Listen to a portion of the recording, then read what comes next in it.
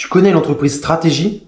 Avant, ça s'appelait MicroStrategy. C'est la fameuse entreprise de Michael Saylor, une boîte tech et qui vend des logiciels pour aider à la décision en entreprise. Mais Stratégie, elle s'est surtout fait connaître en accumulant un nombre incalculable de bitcoins et en le revendiquant partout sur les réseaux sociaux.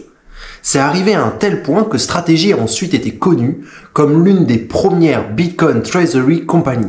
C'est une entreprise en bourse et qui, via ses réserves en bitcoin, te permet d'être exposé à la fois en bourse, mais aussi en crypto. Et pour moi, c'est juste une véritable révolution. Mais ce que j'ai découvert dernièrement, c'est que Stratégie n'est pas la seule entreprise à accumuler massivement du Bitcoin. Il existe toute une myriade d'entreprises qu'on appelle donc les Bitcoin Treasury Company ou Bitcoin Company et qui accumulent ainsi régulièrement du Bitcoin. La plus grande d'Europe, elle s'appelle Capital B. Anciennement, c'était The Blockchain Group.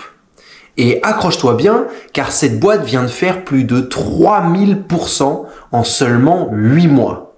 Mais comment The Blockchain Group en est-il arrivé à une telle performance? Car ces fameux 3000%, ils ne sortent pas de nulle part.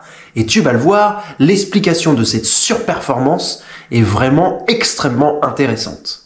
Alors si toi aussi Bitcoin t'intrigue, abonne-toi. Car ici, je te parle de cet actif une semaine sur deux. Et tu vas le voir, Bitcoin pourrait vraiment être l'un des meilleurs outils du 21e siècle. Bienvenue à toi sur S'émanciper. Avant de commencer, soyons clairs. Mon objectif n'est absolument pas de te convaincre d'investir sur Capital B, car comme l'a dit Asher lors d'une interview, les Bitcoin Treasury Company sont très certainement une tendance. Une tendance, oui, importante, mais sûrement passagère. Donc investir dans cette boîte ou une autre qui fait exactement la même chose, c'est une prise de risque quand même assez énorme. Mais tout de même, cette entreprise Capital B a obtenu une performance de plus de 3000%. Ça, il faut quand même s'y intéresser, je pense. Alors comment a-t-elle fait? Déjà, reprenons les bases. Imagine une entreprise et dont l'objectif est d'accumuler un maximum de Bitcoin. Elle ne cherche pas à développer ses services ou à vendre un produit. Non, son but est uniquement d'emprunter ou de lever du capital auprès d'investisseurs pour accumuler toujours plus de Bitcoin. Et ensuite, une fois acheté, ce Bitcoin est conservé. On dit qu'il est holdé. C'est une stratégie de coffre-fort, entre guillemets, qui est financée directement par des investisseurs extérieurs à l'entreprise. Parce que lorsque toi, tu investis dans ce type de société, tu ne détiens pas directement du Bitcoin. Non, tu détiens en réalité des actions de l'entreprise. Plus l'entreprise va émettre d'actions sur le marché, la part de Bitcoin qu'elle détient, l'entreprise, elle va se diluer. En fait, la part de Bitcoin, elle est associée au nombre d'actions qu'a émis l'entreprise. S'il y a 100 000 actions et qu'il y avait 4 Bitcoins, les 4 Bitcoins sont divisés dans les 100 000 actions. S'il y en a 150 000, il y en a moins de Bitcoin par action.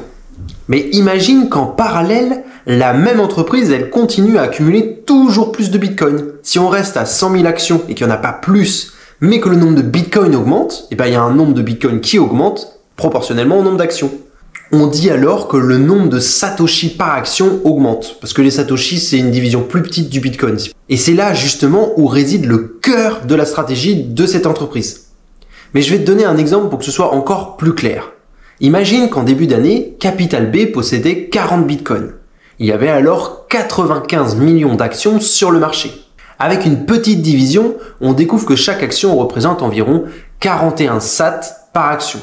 Aujourd'hui, Capital B a continué d'investir et elle possède 2201 Bitcoin. Elle a aussi émis plus d'actions. On est aujourd'hui à 330 millions d'actions diluées, ce qui veut dire que chaque action représente désormais 664 SAT par action. C'est ça qu'on appelle le BTC Yield. Il s'agit de la croissance du nombre de Satoshi par action dans le temps. Et ici, on est passé de 41 SAT par action à 664, soit une hausse de plus 1519% en 2025. En comparaison, comme je te le disais tout à l'heure, le Bitcoin, lui, n'a augmenté que de 50% sur la même période.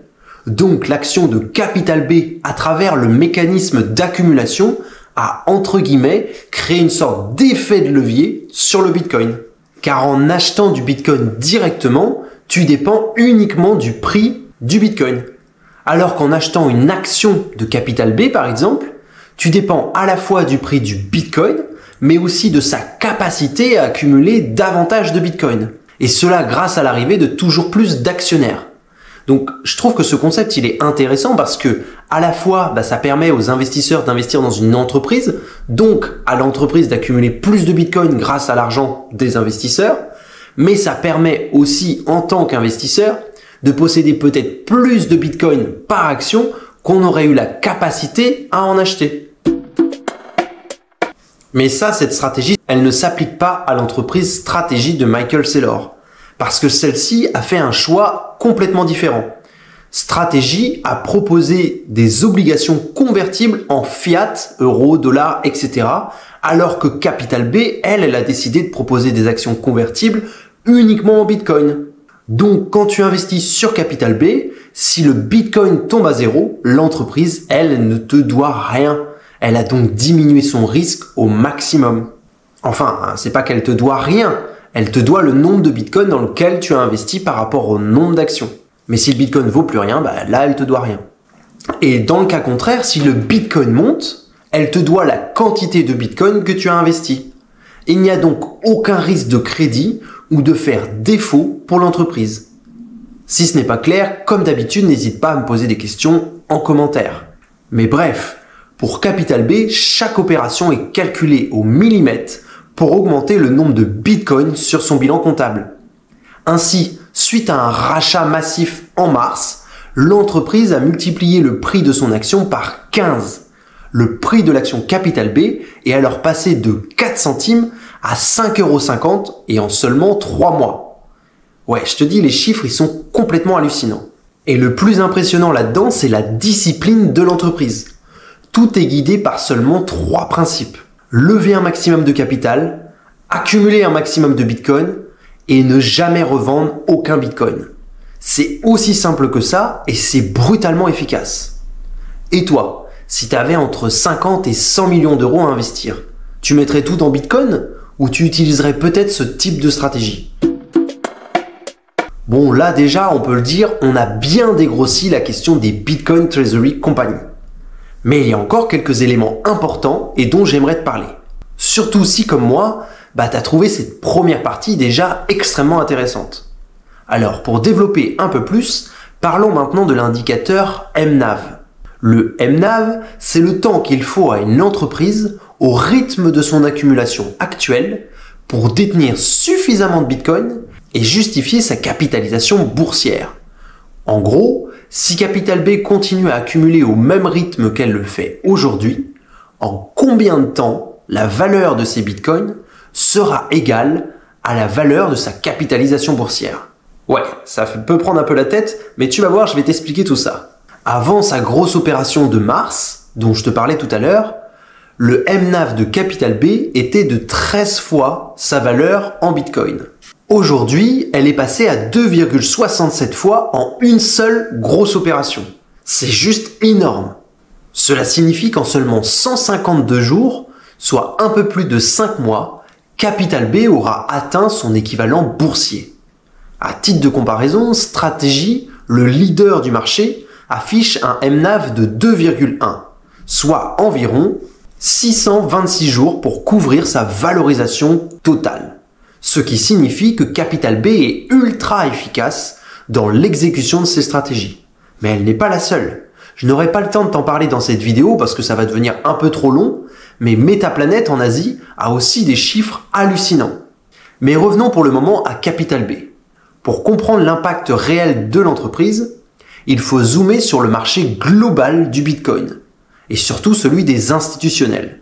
Car aujourd'hui, la capitalisation totale de Bitcoin est d'environ de 2 à 3 trillions de dollars. Mais le marché potentiel qui pourrait être intéressé par Bitcoin, lui, serait de 100 à 300 trillions de dollars. Ce qui veut dire à peu près 100 fois plus. Donc autant te dire que pour le moment, on est à l'échelle d'un tout petit village. Et c'est là que les Bitcoin Treasury Company pourraient jouer un rôle essentiel.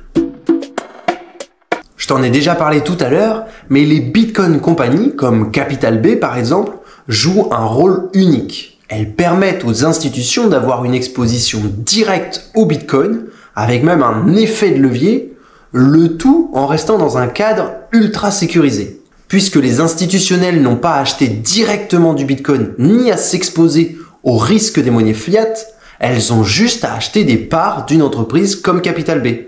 Et là, ce n'est pas juste une question de chiffres. Car si tu regardes bien la dynamique, la demande institutionnelle dépasse très souvent l'offre de Bitcoin minés chaque jour. Une offre qui est environ de 450 Bitcoins par jour, ce qui signifie que si 80% des Bitcoins sont immobilisés par ces structures, cela va créer une pression énorme sur la valeur et sur l'écosystème des mineurs de Bitcoin, ce qui change complètement la donne. En effet, les institutions se sont réveillées assez tard, mais aujourd'hui, elles veulent acheter du Bitcoin de plus en plus. Et comme les banques n'ont pas toujours été très collaboratives sur cette question, une forme de décentralisation des intermédiaires a fini par apparaître. Enfin, tout le monde n'est pas vraiment d'accord sur ce sujet, mais en tout cas, ces entreprises apportent une réponse qui initialement aurait dû être apportée par les banques. Donc, ça n'engage que moi, mais de mon point de vue, acheter du Bitcoin via une entreprise, c'est entre guillemets une sorte, ou une forme en tout cas de décentralisation qu'une banque, elle, ne pourra jamais proposer. Et donc, comme les banques traditionnelles deviennent de moins en moins nécessaires, Bitcoin, grâce à Capital B et toutes les autres Bitcoin Treasury Company, est en train de permettre aux institutionnels de se sécuriser et donc, par ricochet, de nous sécuriser, nous, le peuple. Car si un État commence à couvrir ses dettes avec du Bitcoin, il devient automatiquement plus fiable aux yeux du monde et donc capable d'emprunter davantage.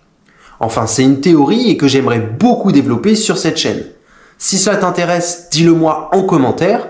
Je pourrais essayer de faire une vidéo complète sur ce sujet. En tout cas, si tu as appris quelque chose de concret aujourd'hui, abonne-toi ou like pour soutenir mon travail. Chaque vidéo me demande pas mal de taf, alors ça fait toujours plaisir de se sentir soutenu.